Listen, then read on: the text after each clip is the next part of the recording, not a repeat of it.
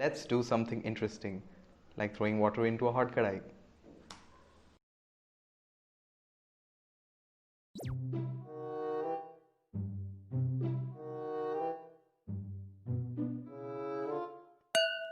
Nah, it's still just boiling. Let's wait. A few moments later.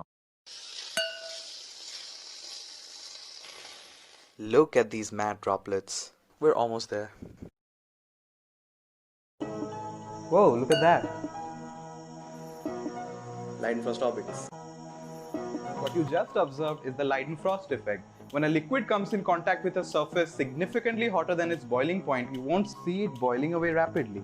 Instead, you will see tiny droplets skittering on the pan and lasting longer, and bigger drops gliding on a kadai as if the surface has become hydrophobic. You know what? Our mothers and grandmothers have always been employing the Leidenfrost effect in the kitchen. I've seen ladies in the village, when making traditional dishes, sprinkle water onto a very hot pan, and if the water droplets skitter on the pan, they know that it's ready for their batter. This phenomenon was first reported by Hermann Boerhaave in 1732, but it was studied elaborately by Johann Gottlob Leidenfrost, who was interestingly a doctor and not a physicist. He published his findings in his A Tract about some qualities of common water. Let's not get into this messy math. Let's peer into its concepts.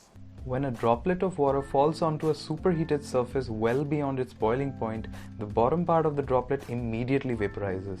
This thin layer of vapor now prevents direct contact of the rest of the droplet. Now, this vapor has much poorer thermal conductivity than the metal surface, therefore slows down the rate at which heat flows to the drop's bulk. The droplet now floats on a cushion of its own vapor and easily hovers over the surface and moves here and there. This vapor cushion now acts actually like a basket on which the droplet stays. Now, to understand this effect more technically, let's quickly go through the pool boiling curve. The curve is heat flux versus temperature difference between the heating surface and the liquid's boiling point, and has several phases, with the first one being natural convection boiling. In this, normal convection currents help in boiling, and the next phase is nucleate boiling. Increase the temperature furthermore and the liquid enters a new phase called nucleate boiling, which itself has two regions, A to B and B to C. The crevices on the surface act as nucleation sites for tiny bubbles of water vapor to form. In the phase of the region A to B, the water vapor bubbles rise and burst midway. And in the phase B to C, the bubbles form so rapidly that they coalesce into vertical columns, and only then do we see surface of the water sizzling. Increase the temperature even more and the liquid enters the transition boiling phase. In this phase, both nucleate and film boiling can coexist. We see a sudden drop in heat flux because films of vapor that form at the base actually disrupt the heat supply. The heat supply keeps diminishing until it hits the minimum called the Leidenfrost point, when the entire base is covered with a thin film of water vapor and the entire bulk of liquid now levitates upon it. And this, ladies and gentlemen, is the Leidenfrost effect. All of this physics lets people do this, more dangerous this, and do not try this anywhere. His body actually acts like a super duper heated surface for the liquid nitrogen. This is so satisfying to watch. I actually enjoyed doing this. It was fun. I guess you should watch it for some more time.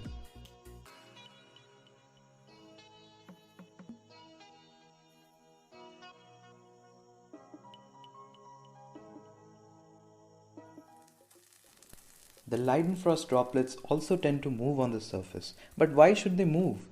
One lesser known reason is that due to convection cell, a droplet is like a wheel which could roll on the surface like you see here.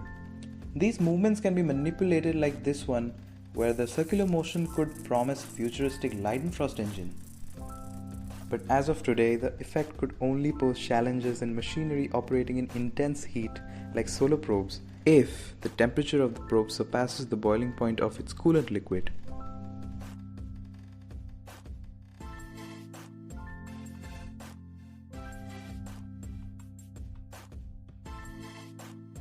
While small drops rocket off the surface, why does a puddle of water evaporate with a chattering noise? Well, research has shown that small droplets shrink and become so lightweight that the vapor flow around them actually kicks them off.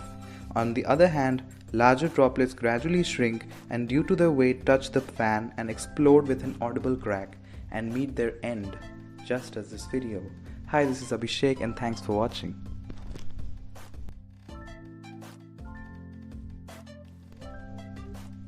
Isn't that shape looking like a tardigrade? Anyways, meanwhile you should enjoy this footage of a water droplet evaporating away gradually.